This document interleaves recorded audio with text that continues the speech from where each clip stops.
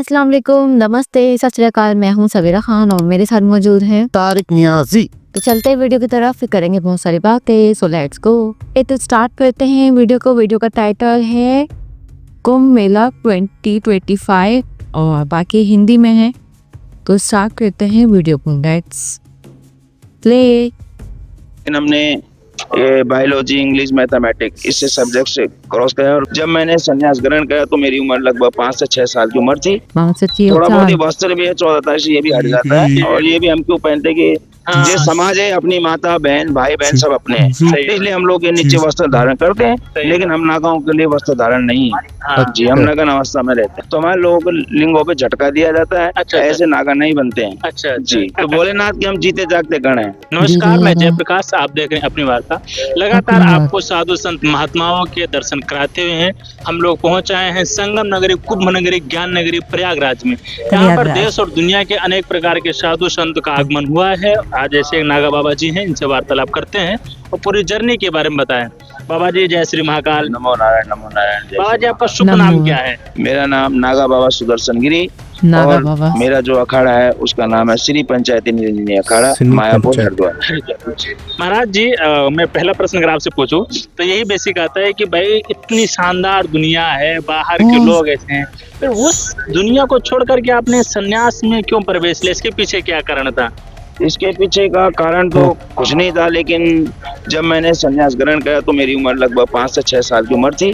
जब हमारे माँ बाप ने हमको धोने पे या अखाड़े पे चढ़ा दिया था, हमने संन्यास ग्रहण कर दिया था। हमने बिना माता पिता की, बिना अनुमति की संन्यास ग्रहण नहीं किया। हम अपने माता पिता की अनुमति से हमने संन्यास ग्रहण किया है 5 साल की उम्र में। माता पिता की मर्जी से। 5 साल की इतनी छोटी सी उम्र, उसमें कुछ ना पता रहता है क्या संत होते हैं, क्या महात्मा, कुछ पता भी नहीं होगा, फिर भी आपने संन्यास ले लिया? जी, संन्यास ले लिया था और जो शिक्षा दीक्षा पढ़ाई लिखाई करी हमने सब अखाड़े के थ्रू करी है मैंने। अच्छा जी। तो अखाड़े में पढ़ाई भी होती है? जी, पढ़ाई लिखाई सब होता है हमारे अखाड़े में। हाँ। जी जी। तो क्या मतलब पढ़ाई में क्या होता है तो बताएं। क्योंकि जैसे आप लोग पढ़ते हैं उसमें बस ज्यादातर विशेष अखाड़े के बारे में आपको ज्ञान दिया जाएगा, संस्कृत ये होता है। लेकिन हमने ये बायोलॉजी, इंग्लिश, मैथमेटिक्स इससे सब्जेक्ट से क्रॉस किया और बीए सेकेंड ईयर मैंने करी। अच्छा, क्या बात है यार। ग्रेजुएट हुआ? जी जी जी। अभी 2017 में मैंने कॉलेज छोड़ा है। कॉलेज छोड़ा? ये आप मतलब एक लोगों की एक मिथ रहती है कि साधु संत मतलब कि जो पढ़े लिखे नहीं होंगे ऐसा करके, लेकिन यहाँ वेल एजुकेटेड कहे और अच्छे ग्रेजुएट हैं, इसके बावजूद इस संन्यास परंपरा में चल रहा है। जी, बहुत है। अच्छा, एक बाबा जो है ना, जो हमने देखा है, सुना है कि जो नागा समाज रहते हैं इनमें शिक्षा मतलब शास्त्र और शस्त्र दोनों की शिक्षा दी जाती है। तो इसमें क्या शस्त्र भी चलाना सिखाते हैं? जी हाँ, इसमें हमको शास्त्र भी और शस्त्र भी सिखाया जाता है। तलवारें चलानी, लाठी चलाना, गदा चलाने, सब हमको पहलवानी की एक प्रकार से कराई जाती है, अखाड़े के अंदर सिखाया जाता है हम लोग। जी। वैसे एक बात बताएं बाबा, हमने देखा ना आपकी फिटनेस बड़ी मेंटेन, अच्छे ढोले वोले, मतलब 6 वगैरह भी अच्छे दिख रहे हैं। इसके पीछे क्या कारण है? मतलब इतना सुडौल मजबूत शरीर? इसके पीछे का भाई मेहनत करते हैं हम लोग, सुबह उठ के अपना एक्सरसाइज करते हैं। भाई अभी थोड़ा मेले में चले जाते हैं तो एक्सरसाइज हम लोग बंद हो जाते हैं, लेकिन लगभग हम लोग सब एक्सरसाइज करते हैं। नागा बाबा जितने भी होते हैं अपने शरीर को मेंटेनेंस रखते हैं हम लोग।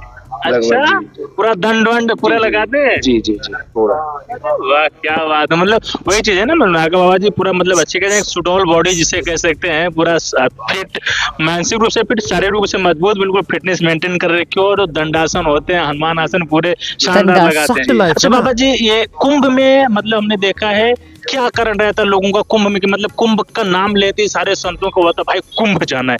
क्या कारण है कुंभ में आने का? पीछे मेन कारण क्या है? कुंभ में आने का मेन कारण एक तो ये है कि जब हमारे यहाँ समुद्र मंथन हुआ था तो चारों जगह अमृत की बूंदें पड़ी थी। मेन तो इसका ये है कि भाई अमृत की बूंदें पड़ी थी, वहाँ पे स्नान मनाया जाता है 12 साल के बाद कुंभ होता है। लेकिन जो ये कुंभ मेला होता है उसमें आपको दूर दूर से साधु संग, नागा बाबा, जो कि आपने कभी दर्शन ना करे हो, केवल आपको 12 साल कुंभ मेले में उनके दर्शन होते हैं।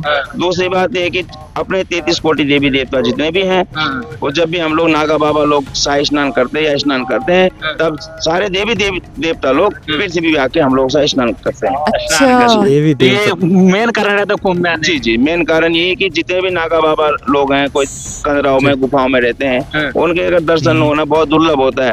तो एक कुंभ मेला है जिसमें उन लोगों के दर्शन हो जाते हैं और साधु संत का जो भी हमारा समाज है, हम एक दूसरे से मिलजुल लेते हैं। मिलजुल लेते हैं। बाबा जी एक खैर आप बहुत अच्छे से बात कर रहे हैं इसलिए हमने पूछ लेता हूँ। मतलब बाहर समाज में आप रहते हैं तो मतलब ये आप क्योंकि आप एजुकेटेड हैं, नशा का क्या प्रावधान है? गांजा वांजा पीने के पीछे क्या कारण रहता है? हमने देखा मैक्सिमम साधु संत गांजा क्यों पीते, पीछे क्या कारण रहता है? गांजा और जो भांग जो भी है, इसके पीछे क्या भजन एक आदमी को माइंड और शांत होता है कि आप जिस तरफ उसको लगा देंगे, भजन की बूटी है ये। लेकिन अदरवाइज आज की डेट में पब्लिक ने सबने नशे के तौर पे इसको यूज करने लगे। लेकिन जो ये चीजें केवल साधु संतों के लिए है, किसी पब्लिक में किसी गृहस्थी के लिए नहीं है। अच्छा नहीं है। साधु संत भी इसलिए पीते कि पब्लिक से दूर होके अपना पी के अपना भजन में लीन रहते हैं। भजन में जी। अभी आपने छोटी उम्र में जब संन्यास ले लिया था तो आपका बाहर की दुनिया देख के ऐसा नहीं लगता कि हमने गलत कर दिया, हमारा भी दाम्पत्य जीवन होना चाहिए? नहीं नहीं आता है? नहीं, हमको तो बड़ी खुशी होती है मेरे को, मेरा बड़ा सौभाग्य है अच्छा। कि तो मैं घर से खुद ब्राह्मण का बच्चा हूँ और ऊपर से मैं संन्यास लिया, तो मेरा बड़ा सौभाग्य है कि मैं भी है भाई, जन्म में मनुष्य जन्म में साधु बना और उसके बाद मेरे को पब्लिक की सेवा करने का मौका मिला, इसके लिए मैं बहुत बड़ा सौभाग्य मानता हूँ अपने। जी जी जी। एक चीज रहती है जो महाराज इसमें पिंडदान की बात होती है, तो इसके पीछे क्या करना? आप लोग अपना पिंडदान अपने आप करते हैं? जी। क्या रहता है? हम लोग क्या है, जब हम संन्यास ग्रहण करते हैं संन्यास उससे ग्रहण। पहले हम लोग 12 साल ब्रह्मचारी में रहते हैं।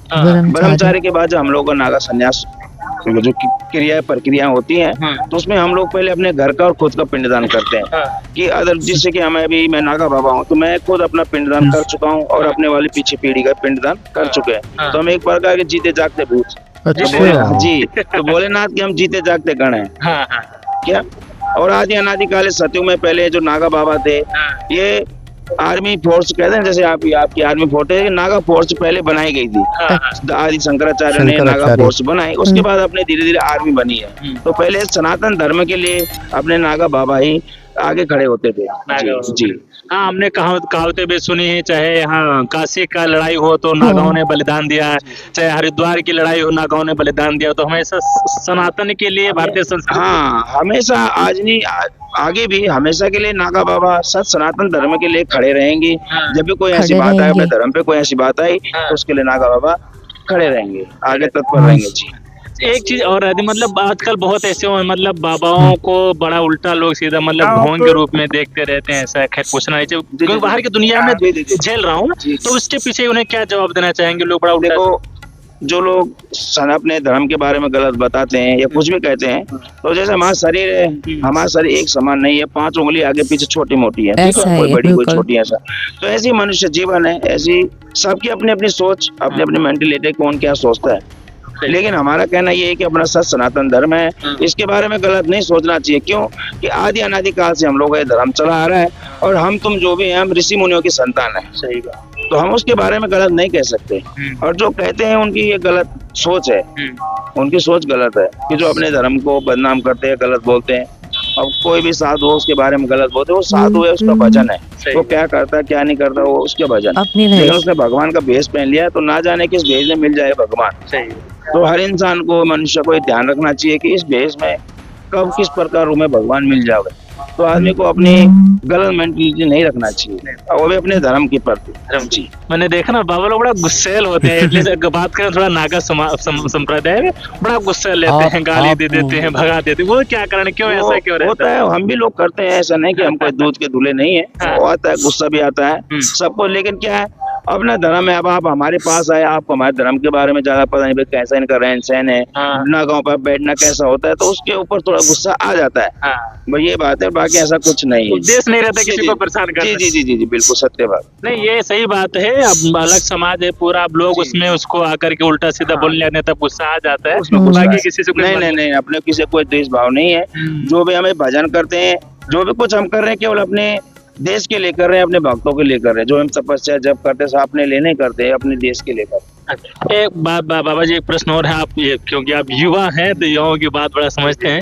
एक काम होता है, हर व्यक्ति के अंदर काम की लालसा होती है, तो उसको एक समाज आप लोग कैसे उसको समाप्त करते हैं? क्योंकि हमने देखा है बहुत सारे साधु संत होते हैं, वो फिर संन्यास से फिर जमपद में चले जाते हैं। तो एक ही कारण है, तो जो काम रहे तो उत्तेजना रहती है, तो उसको कैसे समाप्त करते हैं, कैसे खत्म होती है? क्योंकि तो शरीर में लिप्त है, वो फिर कैसे काम को मोह माया के लिए सबसे पहले हमको अपने आप को शुद्ध करना रहता है। शुद्ध का मतलब शरीर की 5 इंद्रियां, इनको शुद्ध करना पड़ेगा। फिर दूसरी बात, हमको अपना भोजन वो शुद्ध होना चाहिए, रहन सहन हमारा शुद्ध होना चाहिए, जो उनसे समाज में आप जाओ तो वहाँ पे अच्छे लोगों का संगत होना चाहिए, तो जाके इसमें गृहस्थी थोड़ा बहुत कंट्रोल कर सकता है। और जैसे हम नागा लोग हैं तो हमारे लोगों को लिंगों पे झटका दिया जाता है। अच्छा, ऐसे नागा नहीं बनते हैं। अच्छा जी हाँ, तो ये मतलब जहाँ तक मुझे लगता है एक नागा समाज ही ऐसा है जो पूर्ण संत है, जिसके अंदर कोई गलत विचार और गलत ऐसा कुछ नहीं होता है जी। तो उसके पीछे क्या उसका लिंग तोड़ दिया जाता है। जी झटके मारे जाते हैं। अपने गुरु महाराज की तो प्रक्रिया है, उसको हम थोड़ा ऊपर नहीं कर सकते। सही बात। तो ये अपने अंदर की हमारी प्रक्रिया होती, क्रिया होती है नागाओं की। तो उसमें अपना विजय होम होता है, बहुत सारे हमारे धर्म होते हैं जो हमको अभी जैसे कि अभी कुंभ मेला है, मतलब पेशवाई जैसे स्नान होगा, उसके बाद कई नागा बनेंगे, तो उनको 5-6 दिन तक ये क्रिया चलती है जिसमें कि आम पब्लिक नहीं जा सकती, इसलिए हम लोग अपनी क्रिया नहीं दिखाते नागा बाबा की।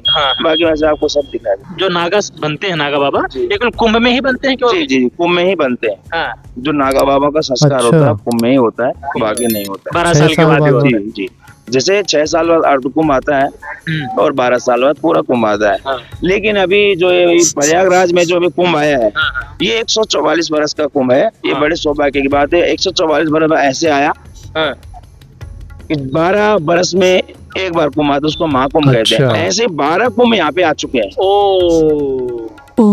ठीक है, ऐसे 12 कुंभ यहाँ पे आ चुके हैं। तो इसलिए बड़ा सौभाग्य की बात है, 144 बरस बाद ऐसा मुहूर्त पड़ा, ऐसा संजोग पड़ा है इस कुंभ में, इसलिए इसको महाकुंभ कहा गया, दिव्य कुंभ कहा गया। ये दिव्य कुंभ है। जी जी जी जी, ये सबसे बड़ी बात है। महाराज जी का कहना है कि जो 12 मतलब 12 वो 144 हो गया, तो 144 वर्ष के बाद ऐसा शुभ मुहूर्त आई है कि पूर्ण महाकुंभ है, इसका फल ही पूर्ण है, इसीलिए दिव्य और श्रव्य। जी जी जी जी। युवाओं को क्या संदेश देना चाहेंगे आप? हम तो युवाओं को सबको एक ही संदेश देते हैं, ठीक है, आओ साधु संतों सेवा करो, लेकिन जो नशा पत्ता है इससे दूर रहो।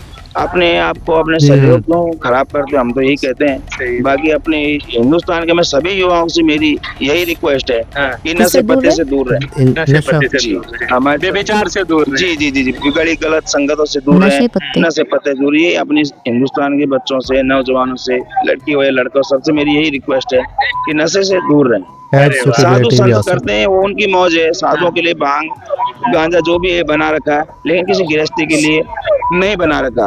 और आओ सेवा करो, ये नहीं कहते मत करो, सेवा करो, साधु संतों सेवा करो, कोई दिक्कत नहीं, लेकिन नशे से दूर रहो। नशे से दूर जी जी। ये हमारे साथ बाबा जी थे। और सबसे बड़ी बात बाबा जी का कहना है कि नशे दुर्विचार से दूर रहो, संतों के लिए है, संतों की वाणी सुनो, संतों की सेवा करो, तभी भला हो सकता है।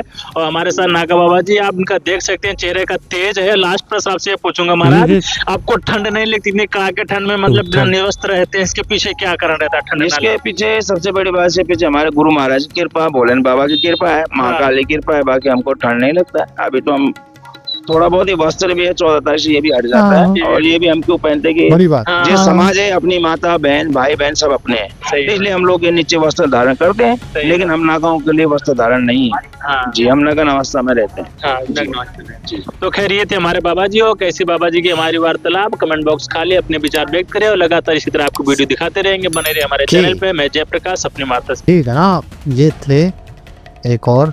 अच्छा, मुझे आज ये बड़ी हैरत हुई इस बात पे कि यहाँ पर भी प्रॉपर एजुकेशन होती है, खानों में भी। 5 साल की उम्र में नागा साधु का बेस लिया जाता, बायोलॉजी, केमिस्ट्री, मतलब ग्रेजुएशन किया। ऐसा नहीं है कि मतलब हम समझे कि ये दुनिया से कटे हुए हैं भाई। ये हर एजुकेशन प्रॉपर तरीके से, जैसे वही वाली बात। जैसे हमने एक देखा था गुरुकाल, गुरुकुल और अस्पॉन गुरुकुल की तरह एक इंस्टीट्यूट है, तो उसमें आपको इवन के दुनियादारी की भी पढ़ाई सिखाई जाती है, और इसके अलावा जो मज़हब की पढ़ाई होती है आपको वो भी सिखाई जाती है। और नागा साधु की पूरी ट्रेनिंग दी जाती है आपको, मतलब कितने साल में? 12 साल में बिल्कुल, मतलब प्रॉपर जैसे नॉर्मल तालीम चल रही है, इस तरह की तालीम भी दी जा रही है। ये नहीं कि और सब ये नहीं, बिल्कुल ही मतलब इनको दुनियादारी का नहीं पता, लेकिन उल्टा अच्छा ये भी मतलब है कि इनको पता है कि हम योद्धा हैं, अगर कभी ज़रूरत पड़ती है धर्म के लिए तो इनकी ही फोर्स कहीं, मतलब वो समझ लो कि एक ऐसी आर्मी भी खड़ी हुई है इंडिया में, जो अगर मज़हब को ज़रूरत पड़ी तो ये लोग निकल पड़ेंगे। यानी कि कहीं से बड़ी आ जाएंगे, अपने धर्म पर आपस में जुड़े हुए भी हैं। देखिए सारे साधु हैं, नागा साधु हैं, वो किसी न किसी अखाड़े से हैं, फिर सारे अखाड़े भी आपस में जुड़े हुए हैं, तो उनकी भी एक संस्था होगी, उनका भी एक ऑर्गेनाइजेशन होगी और हर साधु जो नागा साधु बन रहा है उसकी रजिस्ट्रेशन है, उसकी एक प्रक्रिया है, उसका एक सिस्टम है। कुंभ मेले में उसको साधु बनाया जा रहा होता है, तो प्रॉपर हर चीज़ एक रजिस्ट्रेशन होगी, हर चीज़ का एक तरीक़ेकार होगा। ऐसा नहीं है कि मतलब इनका एक ग्रुप है और ये एक बस नॉर्मल लोग हैं और कहीं भी टेंट लगा के बैठे हुए हैं, कहीं पर भी मौजूद हैं, ऐसा नहीं है। इनका भी एक सिस्टम है, हर एक का कोई ना कोई गुरु है। अच्छा, कहते हैं कि इस तरह वाले मामलों में ना आपको कहीं ना कहीं किसी न किसी को गुरु बनाना पड़ता है, वरना आपके साथ बहुत गलत हो सकता है। आप कहीं ना कहीं पर भी आपने जितने भी हमने अभी तक इंटरव्यू देखे नागा साधुओं के या कोई भी शिशु हैं जो भी किसी अखाड़े में साथ आए हैं, आपने हर किसी के मुंह से ये सुना होगा मेरे गुरु वो है, हाँ, मेरे उनके गुरु वो है, उनके गुरु वो है, सबका कोई ना एक गुरु है लास्ट में। क्योंकि गुरु ही के मार्गदर्शन पे चलना होता है, गुरु ही के जैसे मतलब बताया जाएगा वैसे ही चलना होता है। और बहुत एक चीज़ और अंदाज़ा हुई कि नॉर्मल काम नहीं है ये। बिल्कुल, और उन्होंने कहा कि हमें एक झटका दिया जाता है ना, झटका देने के बाद गुरु बनाया जाता है। मतलब आपको बहुत अजियत दी जाती है, आपसे सारे काम करवाए जाते हैं जो हमने आई कि झाड़ू पोछा ये वो, जो आपसे काम बोला जाएगा आप वो काम करोगे। मतलब यही आपकी परीक्षा होती है, उसके बाद ही आपको आप इस एग्ज़ाम में पास होके फिर आप साधु फिर जाके मिला। बहुत ज़्यादा एग्ज़ाम देने के बाद, बहुत ज़्यादा परीक्षा देने के बाद, बहुत मुश्किलात उठाने के बाद ये इस ज़िंदगी में आना आसान नहीं है। सिर्फ लोगों को लगता है कि आसान है। अब जैसे मिसाल के तौर पे कई लोग कहते हो कि देख कुंभ की क्या ज़रूरत है, कुंभ मेले की क्या ज़रूरत है। अब मिसाल देते हैं हमेशा, मतलब हम अभी इसी वक्त ही प्रैक्टिकल देख लेते हैं कि अगर ये कुंभ मेला ना होता तो क्या हम इन साधुओं के बारे में, नागा साधुओं के बारे में जान सकते? कभी नहीं जान सकते। ये हुआ है तो ही आज की जनरेशन जैसे हम जान रहे हैं, तो सनातन में भी, इंडिया में भी, अब कहीं पर भी लोग इस कुंभ के माध्यम से भी बहुत सारे लोग जान रहे होंगे कि यार कुंभ मेला क्या होता है, कुंभ मेले में क्या क्या होता है, साधु कौन होते हैं। कि हम तो मतलब यूँ समझ लें कि अगर ये हमारे करीब से गुजर गया तो हम डर जाए। बिल्कुल ऐसा है पहले, हाँ, लेकिन अब अगर जान रहे हैं तो हमें पता चल रहा है कि यार ये कोई ऐसा मसला नहीं है, ये तो यूँ समझ लो तो ऊपर वाले की तसल्ली हमारे रखवाले हैं। हाँ, रक्षा करने वाले, रक्षा करने वाला। तो दोबारा किसी और तरफ से मुलाकात होती है, जब तक के लिए ख्याल रखेगा।